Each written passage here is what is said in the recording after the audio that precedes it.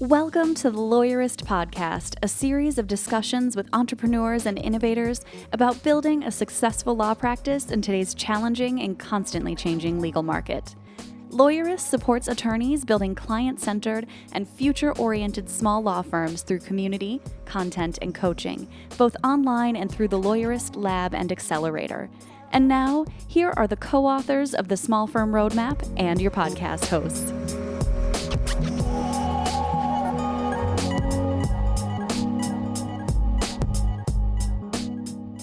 Hi, I'm Sam Glover.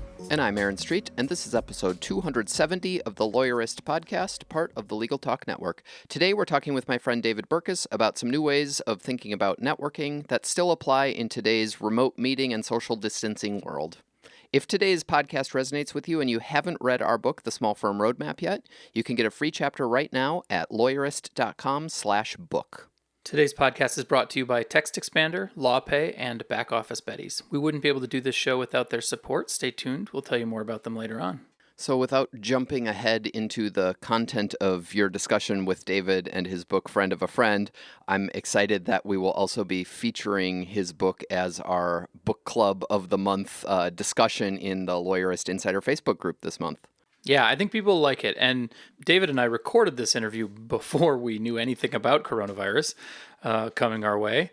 There was no pandemic at the time, but fortunately, none of the concepts he talks about are, about going golfing and to live networking events. So everything he writes about and talks about are totally transferable to the world we're living in right now. So I think everybody will like it. Yeah, so if you'd like to participate in our book club discussion in the Facebook group, you can pick up a copy of his book, either a print copy or an ebook copy, and join us for the discussion of these new networking ideas in April. Yeah, find us on Facebook for that. And if you haven't joined Insider before, you can do that on the front page of Lawyerist. Just register an account, and then you'll be welcomed into the Insider Facebook group, and you can join the book club. And now here is my conversation with David.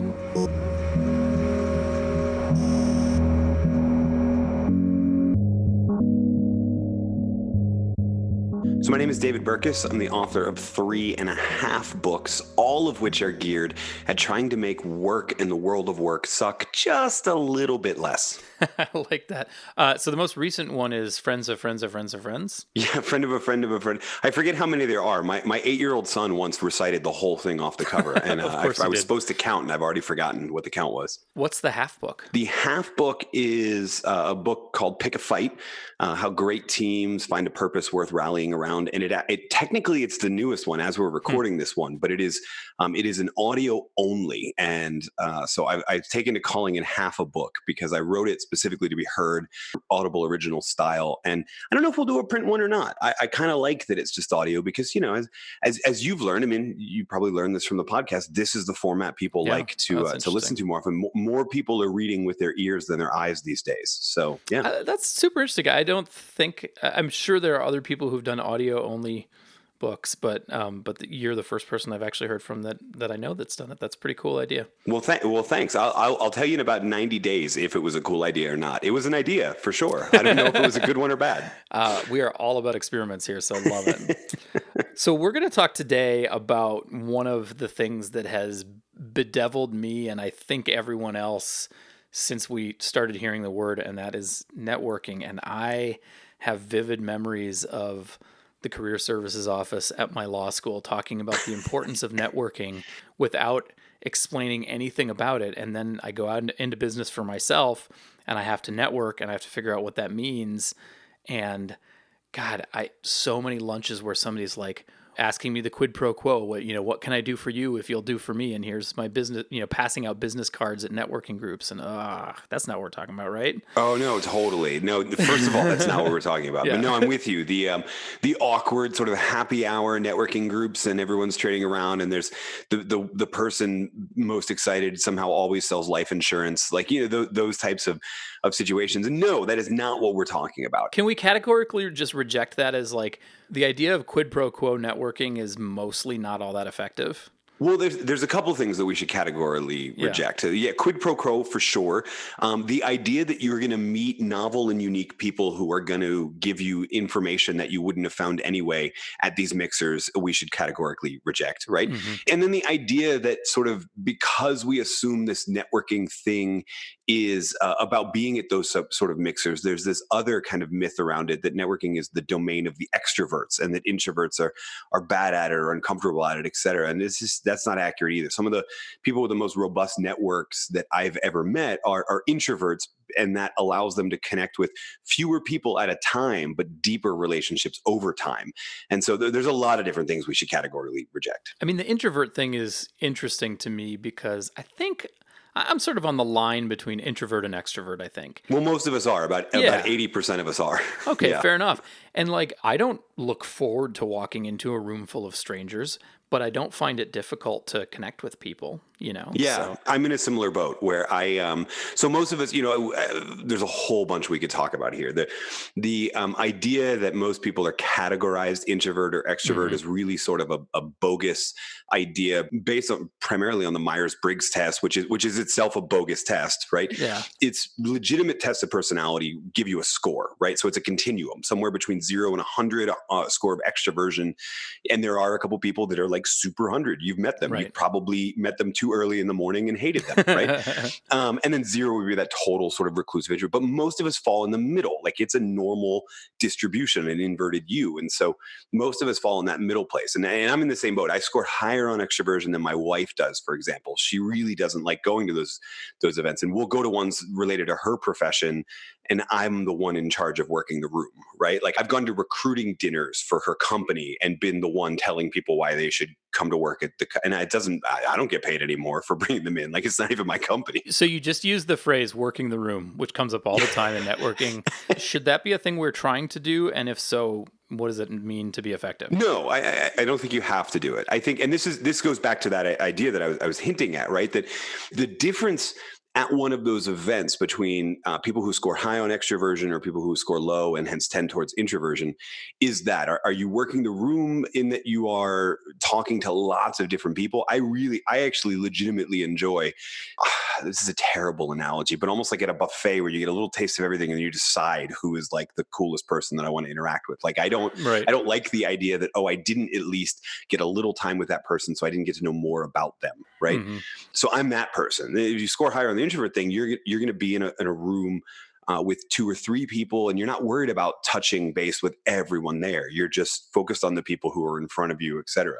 If you look at the research, it's almost a wash, but it actually tips towards the introverts over time, because when you learn more about somebody because you spent longer time in conversation with them and you let that conversation wander, you have more reasons to reconnect. You might find more things in common, which is great, but you also now you have more information about that person. So you have more reasons why you would circle back with them in 60 to 90 days because something triggered them in your mind or something like that. So you tend to actually do better over the long term going for small and not doing that work the room thing. However, it's not about one individual piece of advice. Like this is the biggest problem I think that people hate networking is, I told you I'm an extrovert. If you lean more towards introversion, it's a little bit different. Most of the networking books that we read, the advice columns that we find when we Google and whatever, they're written by a very specific personality. They're written by usually those extroverted people, usually those room workers who are in sales. Usually the ones that are in sales.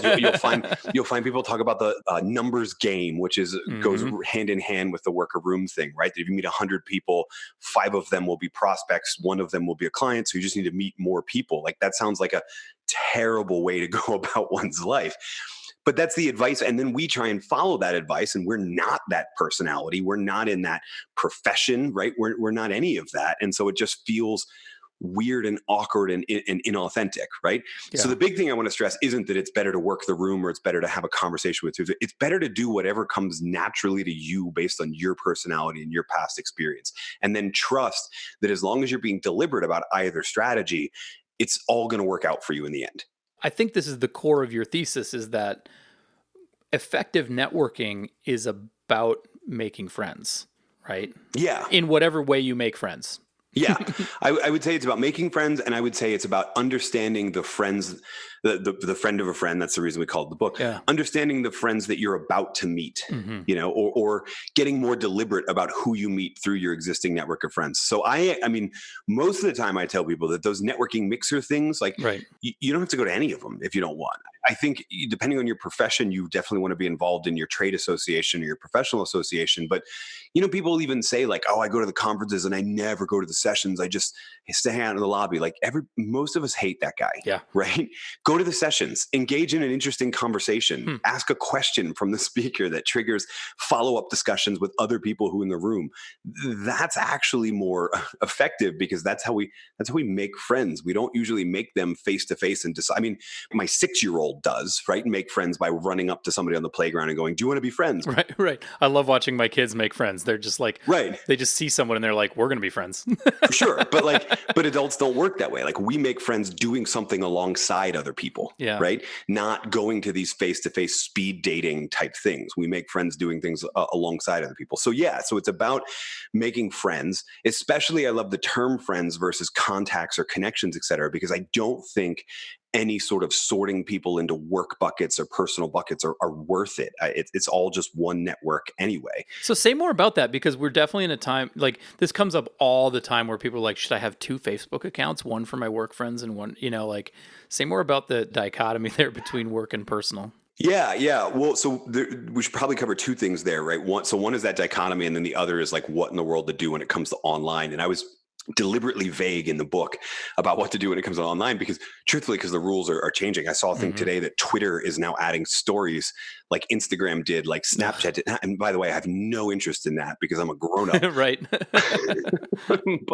but some of it is the way that we work off of defaults of technology, right? So our Outlook or a contacts app in our phone, right underneath name, it wants me to put the title and the company of someone, right?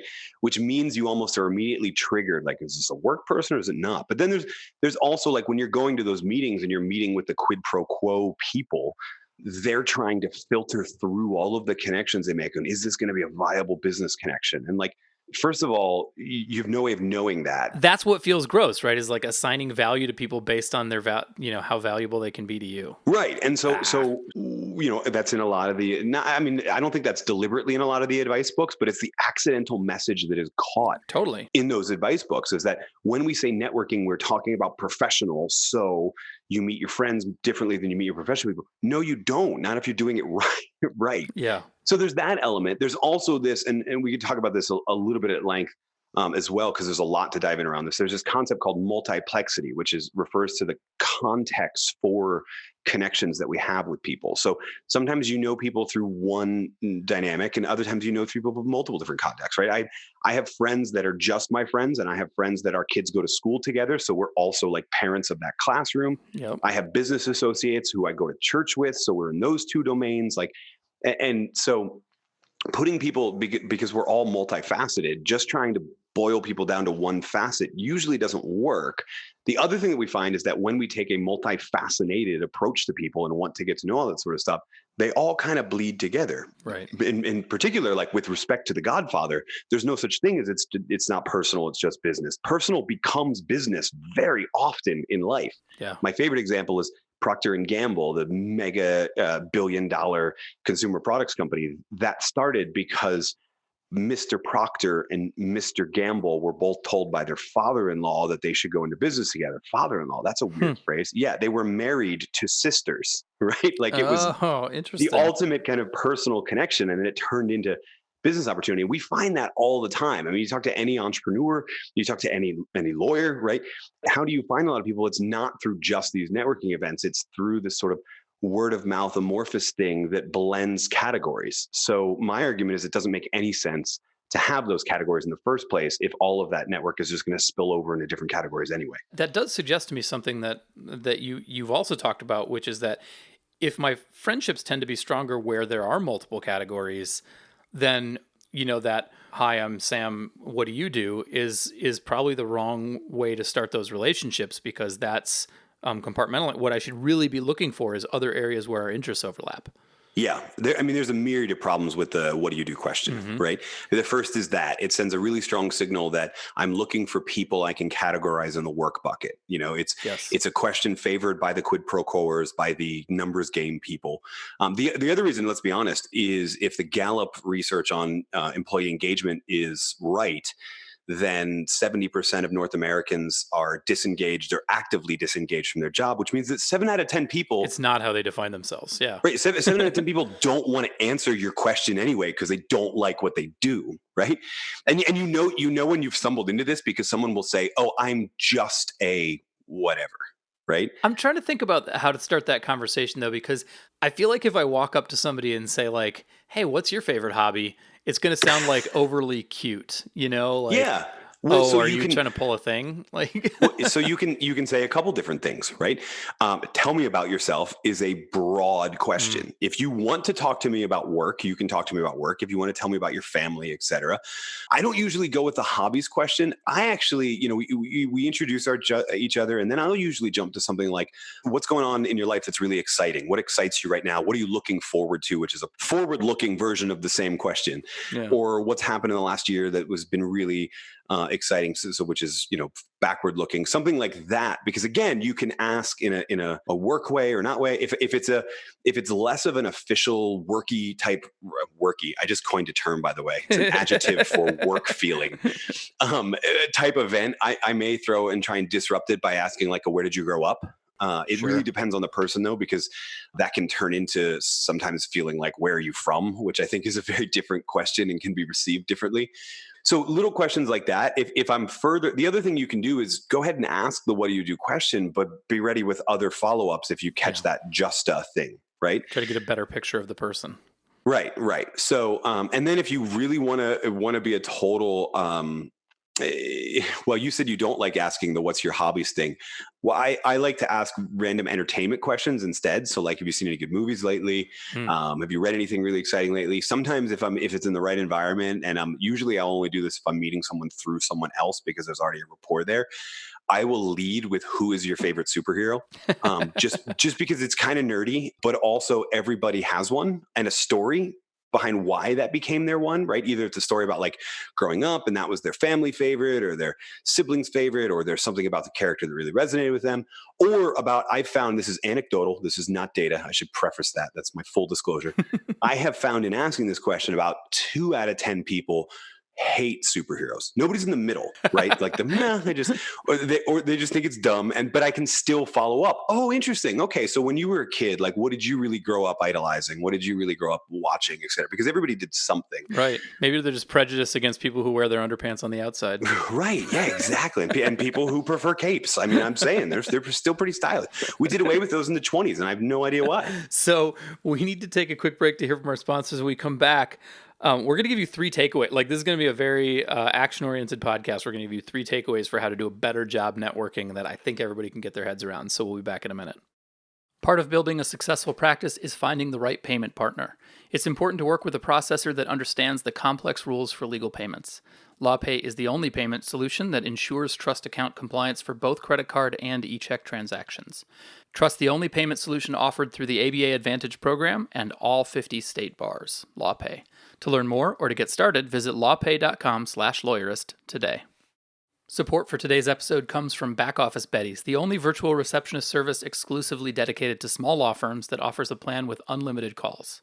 Their highly specialized service boasts customized call handling, relentlessly friendly team members, and unmatched quality. The Betties are ready to help you grow your firm, even when you're out of the office.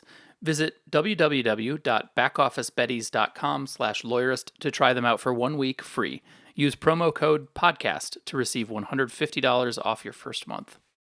Boost your productivity and save time typing with TextExpander. You can make your own snippets or share and manage snippets for your organization, even if your team works from home. You'll reduce errors and increase productivity. TextExpander can save you so much time, it's like getting an extra employee. TextExpander is available for Mac, Windows, iPhone, iPad, and Chrome. Show listeners get 20% off their first year. Visit textexpander.com/podcast to learn more about TextExpander. So David, we're back, and I loved the way we've kind of set this up now. I'm sure we've got more to say, but I'd like to focus us on kind of the 3 takeaways that you've identified for like how to do a better job networking.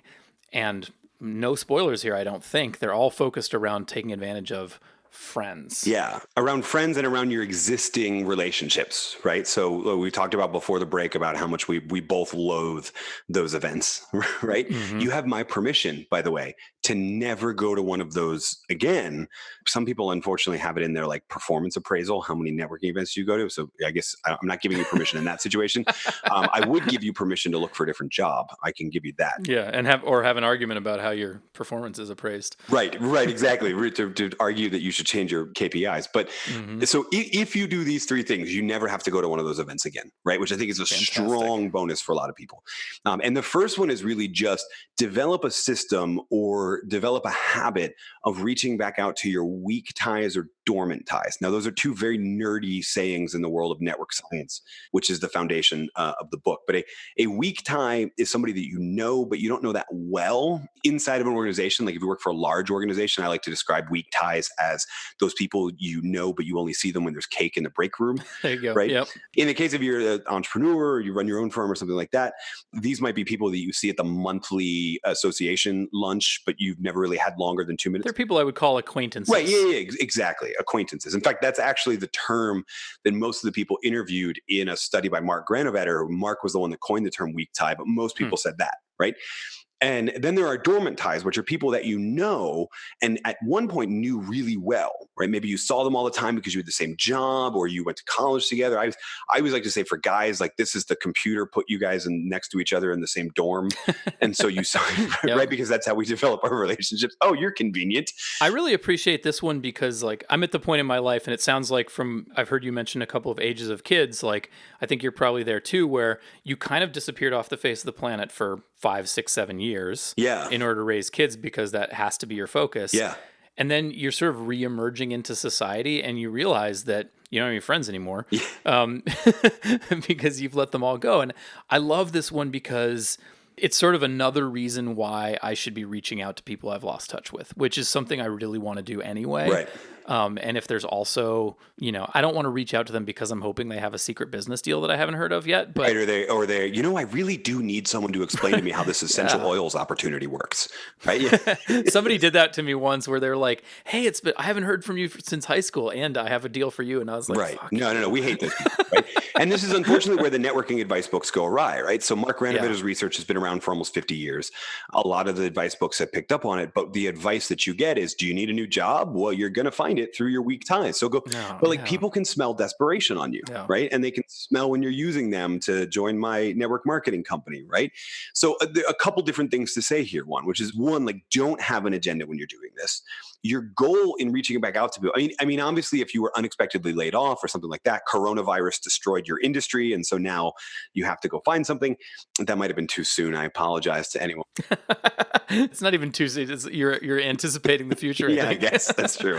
It's very soon. Anyway, so you're in one of those situations where life happens and you really are desperate. Like I get it. Best time to plant a tree was 20 years ago. Second best time was today, right? But the bigger thing is to get into a habit of doing it regularly. I had a pretty good transition when my kids started going to school and I had more time for people because I was regularly checking in every 2 or 3 months with a lot of friends or using the kids' excuse to fall out of touch with people I wanted to fall out of touch with. But anyway, they are good for that. The idea here is you're just looking for catch up. You're just looking for a touch point. And so there are systems in place that you can use. I'm a big fan of a few of software and apps, but I found that as I started doing the research and started using them and et cetera, a solid 9 months of using them, I didn't need them anymore because what I had done was I had developed a habit. And we live in an age where it's insane how easy this is. You're walking along the street and someone pops into your head. You remember something from college, right? A joke that you used to laugh at or something like that. Take the 15 seconds to pull out your phone. You were probably staring at it anyway when your mind was wandering. And text them or email them or whatever. Right. Yeah. Text them, email them, direct message them on Facebook if they still have one of those. There are so many different ways you can reach out. And here's all you have to say. Hey, I was thinking about you today. If there's a reason you can put because, but if they just popped in your head, just say that. And I hope you're well. No reply needed. And then just sign off. And I like the no reply needed because it's the opposite of the essential oils thing, right? It's the I have no agenda. I just wanted to send you some well wishes.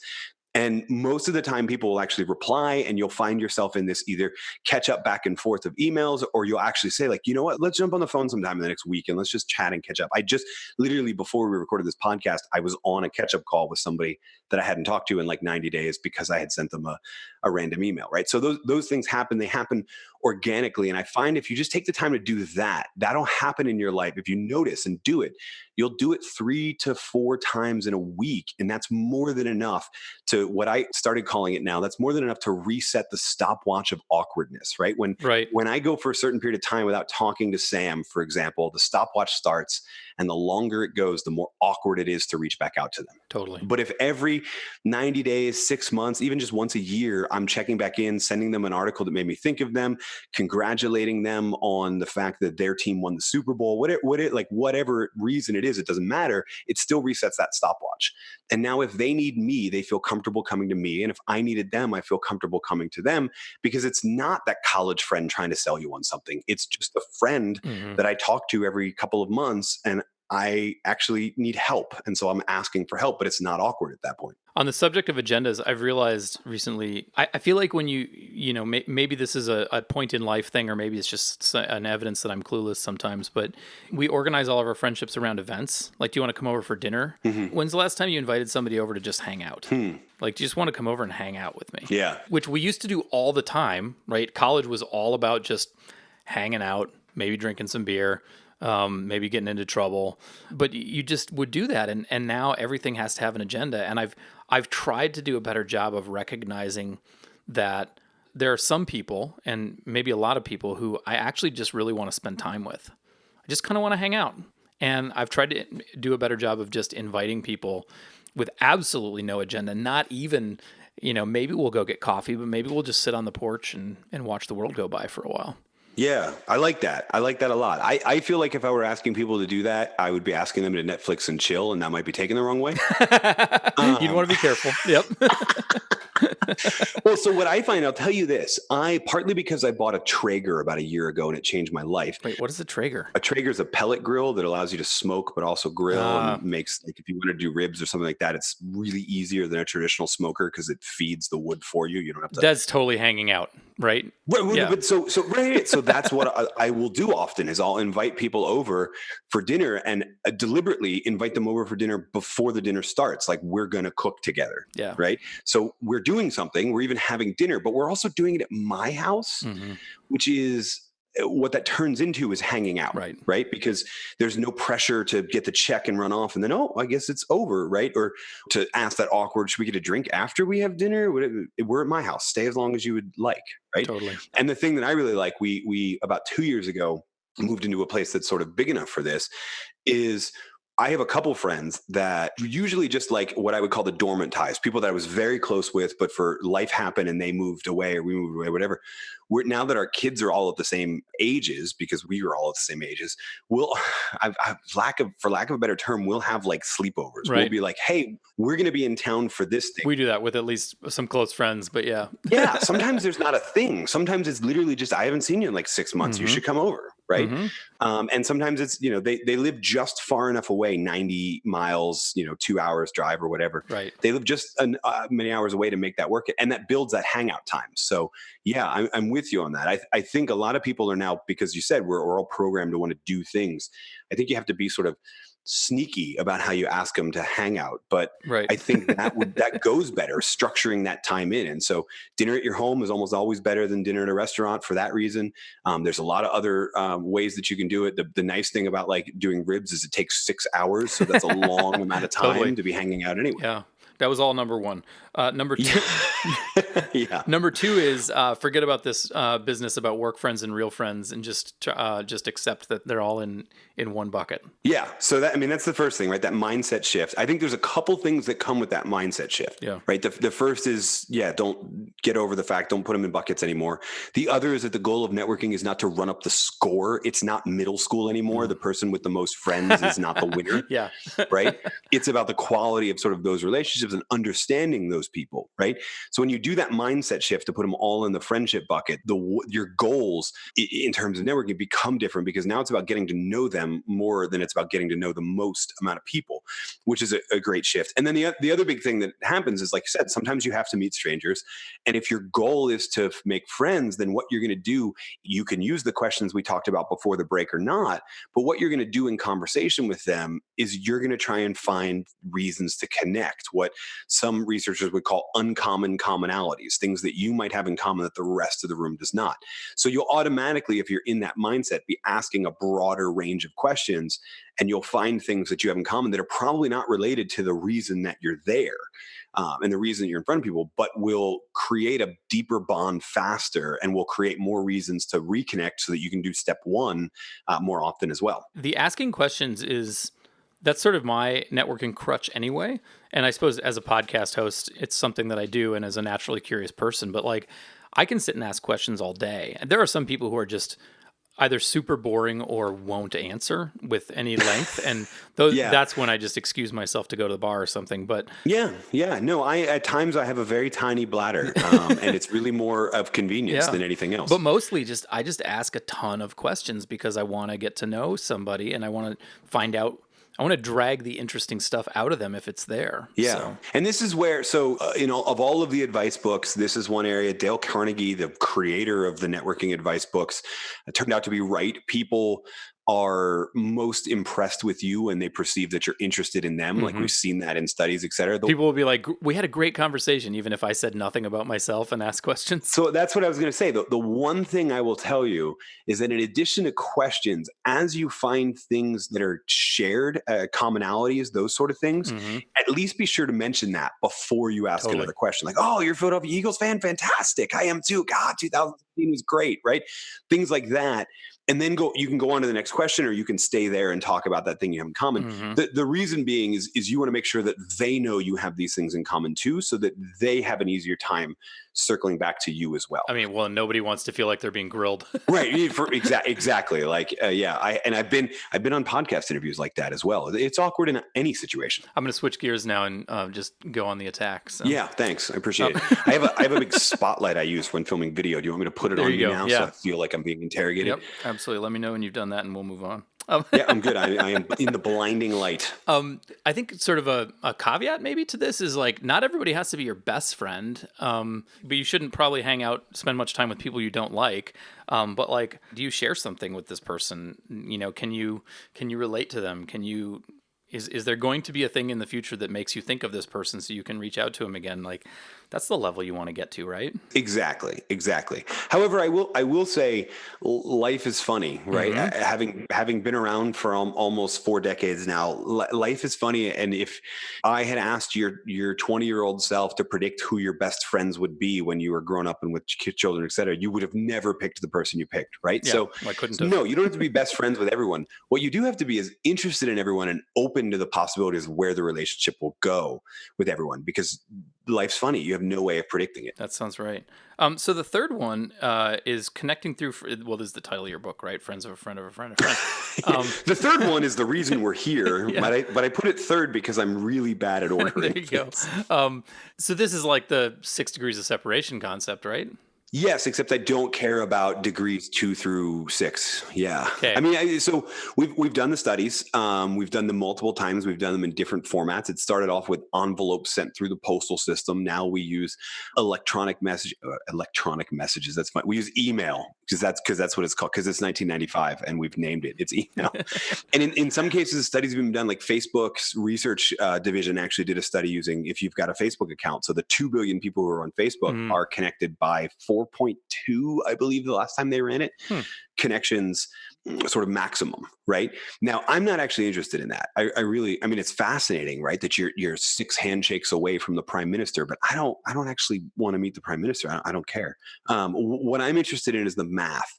If you are 6 degrees of separation away from 7.7 billion people, then you are 1 degree of separation away from tens of millions, and probably everyone that you actually need to know in your professional life or personal life, right?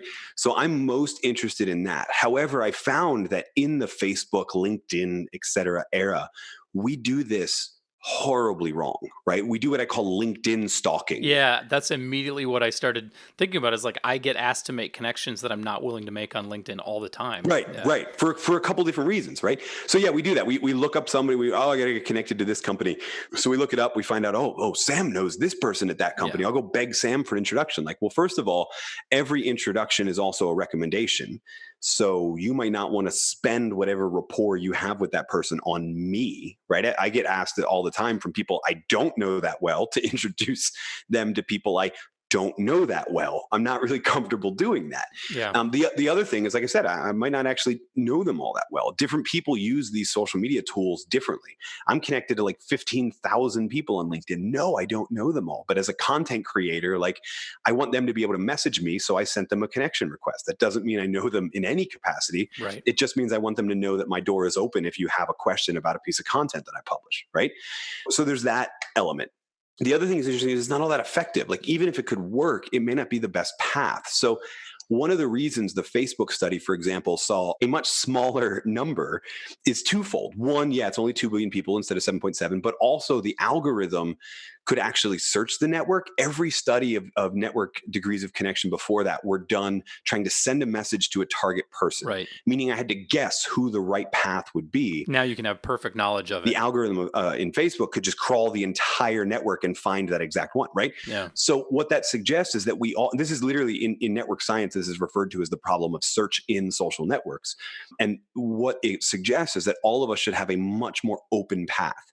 So most of the time you'll be able to connect through a friend of a friend, but you have to have an open path. You have to ask a lot of people a question like, who do you know in blank? Mm-hmm. Who do you know in this company? Or I'm moving to this city. Does anyone know anyone in this city? Or the answer I give for a lot of professionals is, I did an interview on a car sales podcast, for example, and I said, don't ask who do you know that wants to buy a car. That's a terrible question, right? Mm-hmm. Because how many people broadcast that they want to buy a car?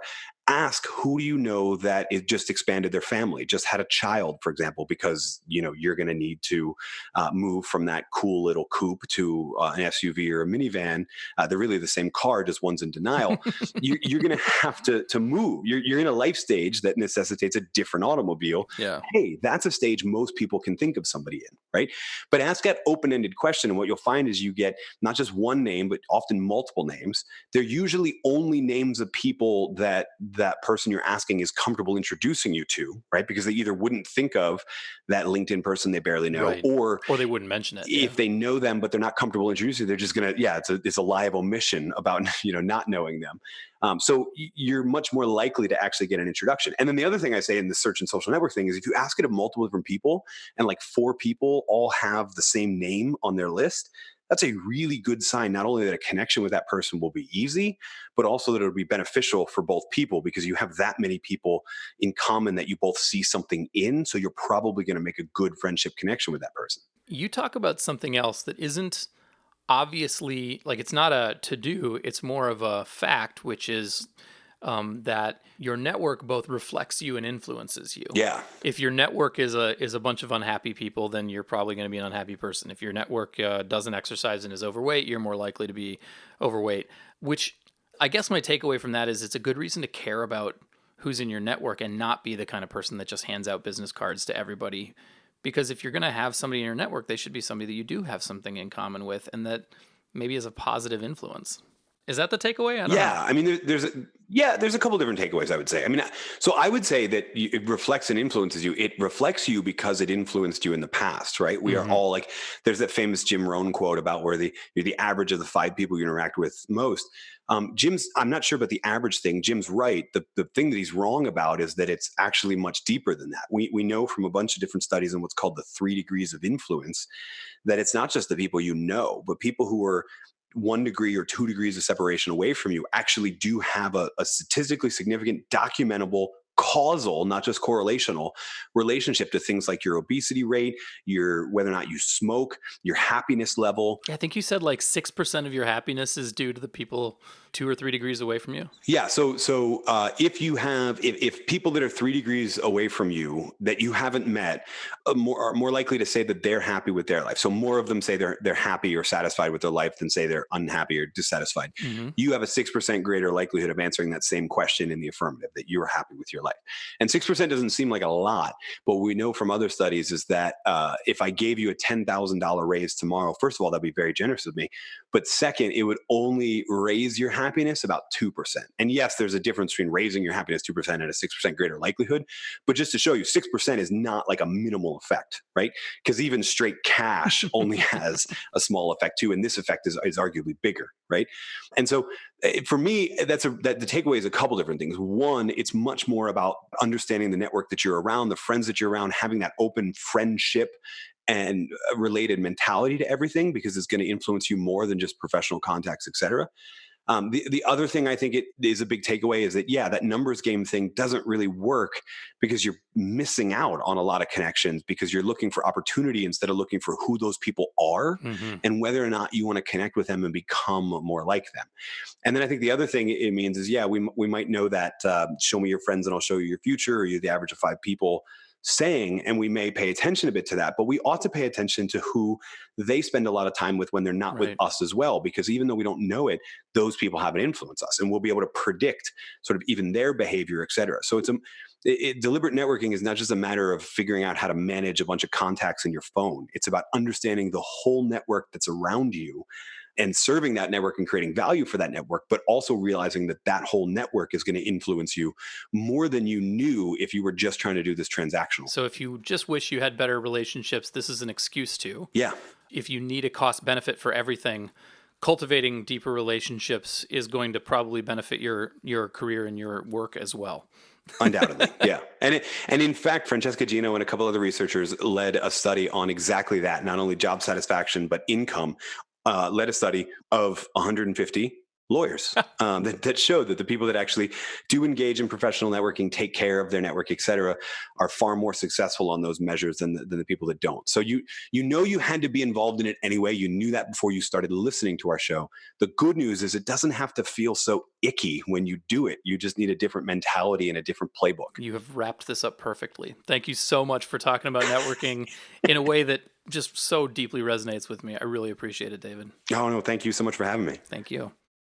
The Lawyers Podcast is produced by MyersBriggs and edited by Chris Melrose. Are you ready to implement the ideas we discuss here into your practice? Wondering what to do next? Well, here are your first 2 steps. If you haven't read the Small Firm Roadmap yet, grab the first chapter for free right now at lawyers.com/book.